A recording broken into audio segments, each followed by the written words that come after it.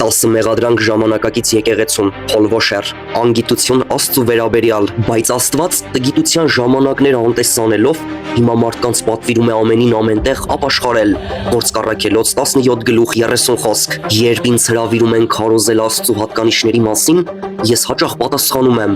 եղբայրս, լավ մտածել ես այդ մասին։ Ինձ ասում են, ինչ նկատի ունես, այն թեման, որի մասին ցանկանում ես, որ ուսմունք տամ քո եկեղեցուն, բավականին հակասական է։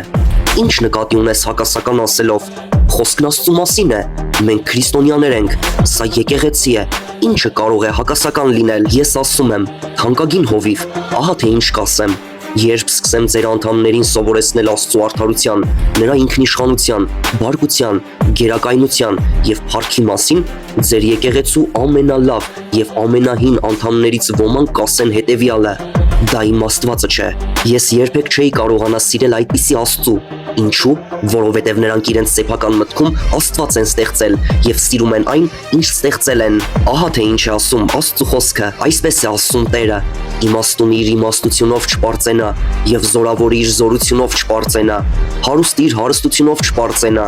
այլ սրանով պարծենա, ով որ պարծենում է, թե հասկանում և ճանաչում է ինձ, որ ես եմ Տերը, որ երկրի վրա ողորմություն, իրավունք և արդարություն եմ անում, որ ես սրանց եմ հավանում, ասում է Տերը։ Երեմիա 9:23-24 խոսք։ Այս բաները արիր դու, և ես լուռ մնացի, կարծեցիր, թե ես էլ քեզ նման եմ, բայց կհանդիմանեմ քեզ և քո աչքի առջև կդնեմ։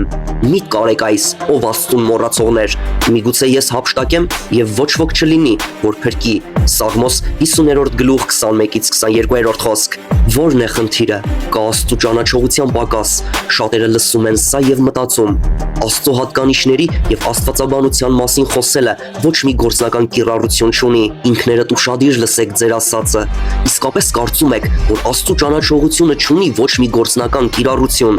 Գիտեք, թե ինչու են ձեր քրիստոնեական գրախանութները լեցուն ինքնօգնության մասին գրքերով։ Պատճառն այն է, որ մարդիկ չեն ճանաչում իրական Աստծուն։ Արդյունքում նրանց տրվում են ամեն տեսակի դատարկ մարմնական միջոցներ, որպեսզի վերջինս կարողանան բնազդաբար քայլել։ Արթուն կացեք արդարությամբ և մեղք մի գործեք, որովհետև մի քանիսը Աստծու մասին տգետ են։ Սա ձեզ ամաչեցնելու համար եմ ասում։ Ակորնթացիներ 15:34 խոսք։ Ինչու է մեղքը սանձարձակվում նույնիսկ Աստծո մարդկանց շրջանում։ Պատճառը Աստծո ճանաչողության պակասն է։ Երբ եք վերջին անգամ Աստծու հատկանիշներին նվիրված համաժողովի մասնակցել։ Որպես հովիվ, երբ եք վերջին անգամ ամիսներ շարունակ սովորեցրել այն մասին, թե ով է Աստված։